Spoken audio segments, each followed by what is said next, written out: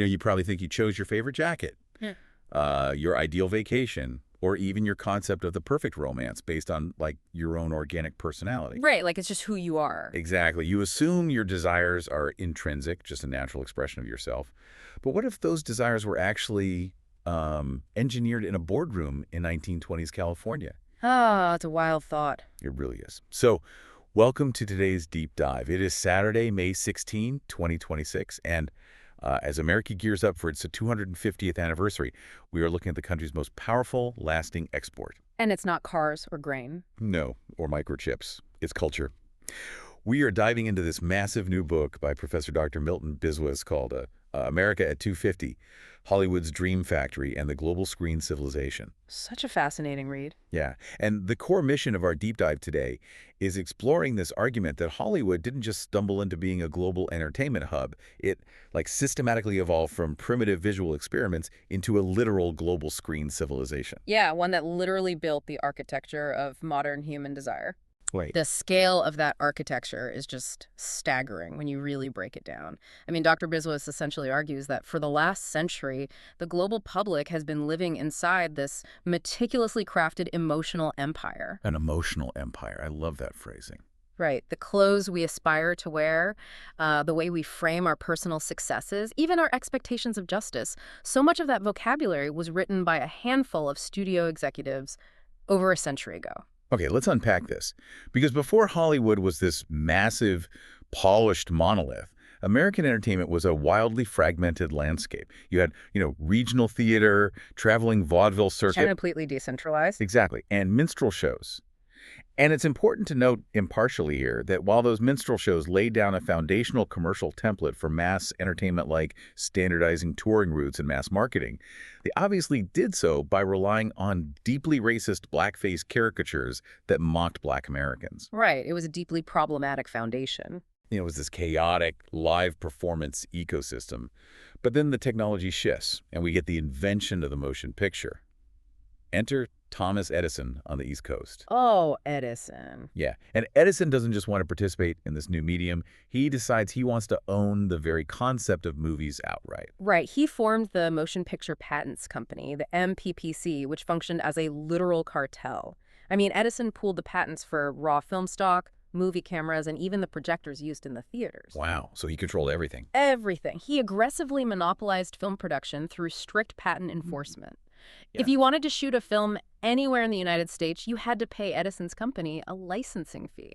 And if you didn't pay up? Well, Edison's hired enforcers would literally show up on your set. Wait, really? Yeah, these were often off-duty police officers or hired thugs, and they would just smash your camera lenses with baseball bats and completely confiscate your film. He controlled the industry through pure brute force intimidation. It's like startup founders fleeing a massive tech conglomerate today.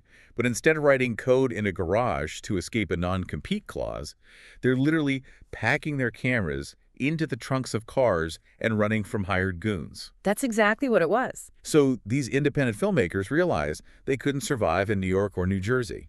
So they fled 3,000 miles westward to a sleepy, dusty agricultural town called Los Angeles. Right, mostly orange groves at the time. Yeah, and they went for the cheap land and the sunny weather, which allowed for year-round outdoor shooting. But mostly, they went because the Ninth Circuit Court out west was notoriously slow and resistant to enforcing East Coast patents. It was essentially a geographic shield. Exactly. But here is the thing that really stands out. The people making this trek across the country to build this new industry, they weren't the American elite. No, not at all. And what's fascinating here is that the foundation of this immense cultural power was laid almost entirely by marginalized outsiders. The studio system, the empires we know today, was built primarily by Jewish immigrant entrepreneurs who had fled European persecution and profound anti-Semitism. People like Carl Laemmle. Right, Carl Laemmle, who founded Universal, Adolf Zukor at Paramount, and Louis B. Mayer of MGM. But hold on, these were outsiders who were largely excluded from mainstream American wealth and high society at the time. How did a marginalized group end up defining the American dream for the very elites who excluded them. Well, because traditional pathways to power, like Wall Street banking or heavy industry, were systemically closed off to them. So they had to pivot. Exactly. They had to synthesize their old world resilience with this new world opportunity. They realized that to survive, they couldn't just make the films, they had to own the entire ecosystem. Which is vertical integration, right? Yes, they basically invented that business model for entertainment. They bought up the production lots, the distribution fleets, and crucially, they bought the physical brick-and-mortar movie theaters across the country. Oh, wow. So Wall Street couldn't lock them out if they literally owned the seats the audience sat in. Right. And because they were actively negotiating their own identities as new Americans, they crafted these universally appealing, highly idealized myths of freedom, upward mobility, and success. Bypassing the traditional elites entirely. Yeah, they spoke directly to the hopes of the working class masses. Okay, so they build this massive physical empire in California to escape Edison's thugs. But California is a long way from the lucrative global markets of Europe and Asia. Very true. If they were going to build Dr. Biswas's global screen civilization, they had to export this incredibly American product to a linguistically divided world. And that brings us to a really counterintuitive point about the silent film era. Yeah, this is a great point. We tend to view silent films as this primitive technological limitation.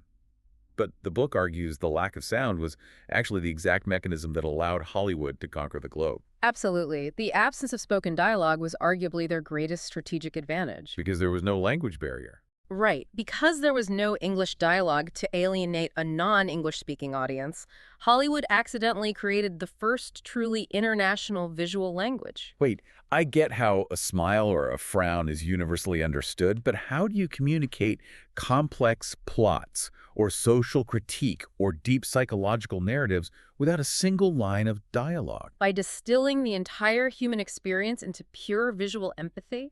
I mean, look at performers like Charlie Chaplin with his tramp character, or Buster Keaton's deadpan physical comedy. Right, they couldn't rely on witty banter or exposition. No, they used exaggerated, highly choreographed physical gestures, incredibly precise comedic timing, and visual metaphors. Like in modern times. Yes, when Chaplin's tramp is struggling against that massive grinding factory machine in modern times, you don't need a translator to explain the crush of industrialization.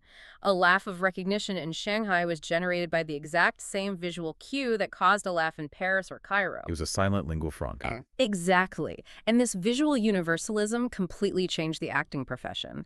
In traditional theater, an actor had to project their voice and use broad, full-body gestures so the person in the back row of the balcony could understand what was happening. But the camera changes that. Right. The movie camera introduced the close-up.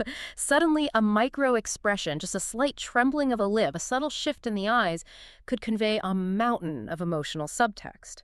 The studios realized they weren't just selling a 90-minute narrative anymore, they were commodifying human identity itself. Which brings us to the birth of the star system. The studios weren't just making movies anymore, they were manufacturing mythic personas. Very deliberately. Yeah, they used glamour photography, playing with soft focus, extreme backlighting, heavy shadows to make these actors look literally glowing and ethereal. And then feeding those images to fan magazines. Right, like photoplay, which essentially served as the marketing arm for these manufactured lives. They were engineering archetypes of human desire. They carefully constructed global beauty standards that we are still reacting to today. Oh, absolutely. Take Marilyn Monroe. Her image was meticulously crafted by the studios to embody a very specific post-war American ideal. This incredibly voluptuous sensuality intertwined with a fragile, almost childlike vulnerability. Contrast that with someone like Audrey Hepburn. Right, who was marketed to the world as the complete opposite, the embodiment of ethereal, refined, cosmopolitan elegance. The studios were providing a psychological blueprint. They were teaching the global public how to dress, how to perform romance, and what to desire in a partner. So having conquered adult audiences and defined global beauty standards, Hollywood looks at the map and realizes something crucial. If you want to build a lasting civilization, you can't just sell glamorous photos to adults. You have to start earlier. Yeah, you have to hardwire these narratives into the population from the moment they're born. Enter the imagination empire of Walt Disney. Disney represents a massive evolutionary leap in Hollywood's emotional engineering. When Mickey Mouse debuted in 1928 with Steamboat Willie, which, famously synced sound and animation to create a totally immersive experience, He wasn't just a funny cartoon mouse. Right, he was a symbol. Exactly. Hmm. Disney specifically designed him to function as a symbol of relentless, cheerful optimism during the grinding misery of the Great Depression. And Disney doesn't stop with optimistic mice. He moves heavily into what Dr. Biswas calls princess culture films, like Snow White, Cinderella, and Sleeping Beauty. And the book frames this not just as family entertainment, but as a highly sophisticated form of effective capitalism. Yeah, effective capitalism. It's the process of monetizing our core emotions. Oh. These animated films embedded incredibly specific, normative gender roles, highly idealized concepts of romance, and deep consumer aspirations directly into the developing minds of youth. Right. Cinderella and Snow White taught a generation of children that domestic subservience, patience, and waiting for a wealthy royal savior was the ultimate goal of a successful life. And crucially, the studio immediately sold the merchandise. The dolls, the lunchboxes. Right, to physically validate and monetize that emotional connection. The princess ceased to be just a character on a screen. She became a comprehensive lifestyle brand. So what does this all mean? It's almost like Disney created an emotional operating system for kids. And then in 1955, they took the ultimate step by opening Disneyland. They built the physical hardware. Exactly. The hardware we could plug this emotional operating system into. Disneyland turned the celluloid mythology into a tactile physical space where visitors literally paid an admission fee to walk around inside a three-dimensional capitalist fantasy. It physically trains the consumer to equate joy, family bonding, and happiness with spending money. And if we connect this to the bigger picture, this exact psychological mechanism explains the evolution of product placement in adult cinema as well. Brands like Coca-Cola and McDonald's weren't just utilized as background props in Hollywood films, they were deliberately embedded as narrative tokens. All right, so when a character drinks a Coke on screen, it's not just a beverage to quench thirst. It functions as a symbol representing American optimism, community, and modernity. The underlying psychology at play here is called cross-situational identification. Cross-situational identification. Yeah. When a viewer watches an idealized, charismatic hero drinking a Coca-Cola, the physical brand absorbs the emotional resonance of that hero. Hollywood fundamentally structured global shopping psychology. That is wild. They programmed the audience to subconsciously believe that to feel the confidence and agency of the hero on the screen, you need to purchase the product the hero consumes. That ability to hardwire a deep emotional connection to a bottle of soda or a theme park is incredibly powerful. But when the world catches fire in the 1940s, that exact same psychological machinery gets drafted into the military. The Dream Factory literally became a celluloid weapon. Yes. During World War II, the American government fully recognized the psychological power Hollywood wielded. The studios partnered directly with the government's Office of War Information, the OWI. Because directors knew how to manipulate emotion. Far better than military bureaucrats did. Directors like Frank Capra, who made the famous Why We Fight documentary series, utilized dramatic lighting, swelling orchestral scores, and aggressive editing to turn the silver screen into an ideological battlefield. And again, remaining impartial on the history here, they used these cinematic tools to boost domestic morale, to vehemently demonize fascism, and to frame the incredibly complex geopolitical conflict of World War II as a stark, mythic battle of absolute good versus absolute evil. Right. And that collaboration between state power and the screen didn't just quietly fade away when the Axis powers surrendered. Not at all. As the world transitioned into the Cold War, cinema was repurposed as the ultimate tool of cultural diplomacy, what political scientists call soft power. Right. To counter the spread of Soviet influence and communist ideology, Hollywood exported a highly sanitized, incredibly wealthy vision of the American dream. They flooded foreign markets with films projecting a lifestyle of abundant consumerism, sprawling suburban homes, and individual freedom. Which naturally brings up the massive rise of the spy film genre during this era. If you look at the James Bond franchise, these movies were global blockbusters. But if you look at the mechanics of the plot, they are dripping with deep political paranoia. Oh, absolutely. They are entirely focused on the fear of the enemy within, sleeper agents, hidden microphones, and the terrifying fragility of democracy in the atomic age. But I have to ask about the glaring hypocrisy of this era. Yeah. They're aggressively exporting this perfect, flawless vision of American freedom abroad to fight the Soviets. But internally, back in the States, Hollywood was strictly policing its own stories with heavy, legally enforced censorship, like the Hays Code. How does that square? This raises an important question about the profound duality of Hollywood's ideological mission. The Hays Code was a set of rigid moral guidelines that dictated exactly what could and could not be shown on an American screen. No bad guys winning. Right. It mandated that criminals could never win, that authority figures could never be fundamentally corrupt, and it strictly enforced conservative social values, like forcing married couples on screen to sleep in separate twin beds. It created a completely synthetic, legally enforced version of reality.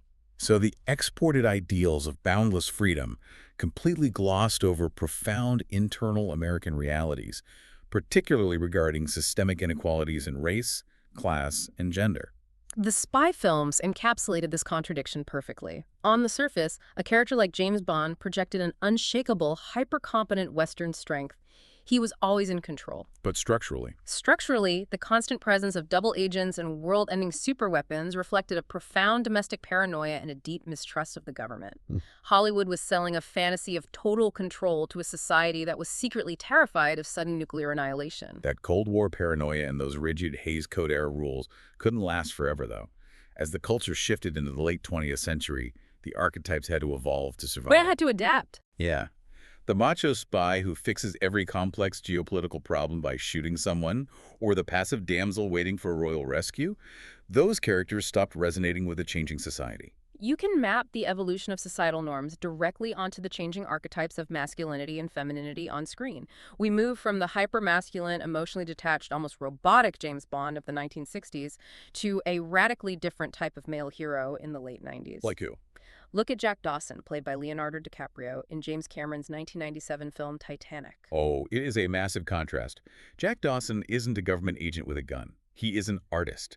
He is highly vulnerable, he is emotionally open, and his heroism in that film is directly tied to his profound empathy and his willingness to sacrifice, not his capacity to inflict violence. And that evolutionary process of dismantling old archetypes continues right up to the present day. Dr. Biswas specifically points to the 2023 film Barbie as a modern example of Hollywood actively critiquing and subverting its own historical legacy. The film serves as a meta-commentary on the very beauty standards, consumerism, and gender norms that the industry itself spent decades relentlessly building and enforcing. Here's where it gets really interesting, though. All of these narrative shifts, all of this subversion of gender politics, it is all happening alongside a massive, fundamental shift in how we physically consume the media. The living room revolution. Exactly. Mid-century America sees the screen physically move out of the massive communal public theater and permanently into the domestic space. It moves into the living room with the rise of television. It was a revolution in psychological intimacy. Going to the movies was a weekly communal event in a dark room where you looked up at a 40-foot screen. The stars were essentially distant deities. Untouchable. Completely. Yeah. The television placed a small 20-inch box right in your home. The screen became a daily fixture. It's like the screen physically shrank in size, but because of that, it actually grew exponentially in its emotional grip on us. It went from a Friday night outing to a daily roommate. When you watch sitcoms like Friends or The Simpsons, you are engaging in serialized daily relationships with these characters over the course of years. And this intimacy gave rise to entirely new forms of celebrity. Look at media personalities like Oprah Winfrey. She completely redefined what it meant to be a star. She didn't rely on the distant, unapproachable glamour of a Marilyn Monroe. No, she used empathy. Exactly, performative empathy. She created what sociologists call parasocial relationships, a psychological phenomenon where the viewer feels a deep, intensely personal bond with the figure on screen, even though the relationship is entirely one-sided. Television transformed from a passive viewing experience into a space for daily emotional catharsis. Which perfectly lays the groundwork for the streaming era we live in right now. Yeah. Netflix, YouTube, TikTok, social media on our phones. Television began dissolving the boundaries between the celebrity and the audience, and streaming completely obliterated them. Dr. Biswas refers to our current era as the age of permanent spectatorship. Permanent spectatorship. Yeah. We are no longer occasionally visiting the dream factory by buying a ticket. We are carrying the factory in our pockets, continuously consuming and interacting with visual culture every waking hour of our lives. So let's bring this all together and look at the massive scope of what we've covered today. We started with a scrappy group of marginalized immigrants who fled a thuggish patent monopoly on the East Coast and set up shop in the sunny orange groves of California. And change the world. They really did. Over the course of a century, they built an unprecedented emotional empire. They bypassed traditional gatekeepers to invent a universal visual language that could make the whole world laugh or cry without speaking a word. They commodified human identity itself. Engineering our childhoods through animated princesses and sprawling theme parks. They turned their cameras into ideological weapons to fight world wars and project soft power during the Cold War. And eventually, they shrank those screens down, moving them out of the theater, into our living rooms, and finally, directly into the palms of our hands. They quite literally engineered the architecture of how you love, how you consume, and how you understand the fabric of reality. They proved that if you can control a society's dreams, you can control its future. Beautifully put. Which brings us to a final, provocative thought to leave you with today. In the preface of his book, Dr. Biswas points out that we are now crossing the threshold into an entirely new era, the age of artificial intelligence, predictive algorithms, and digital simulation. It's the next frontier. If Hollywood's 20th century dream factory was able to engineer our deepest desires, our global beauty standards, and our political realities using just strips of celluloid, mechanical cameras, and light, what happens to the human imagination when AI can perfectly synthesize and personalize our dreams in real time? In this rapidly approaching era of instantaneous, algorithmically generated desire, are we still the audience? Or are we now the product? Something to think about the next time you close your eyes and picture what you want most in the world. Ask yourself, who actually painted that picture? Thank you for joining us on this deep dive. Keep questioning the screens in front of you.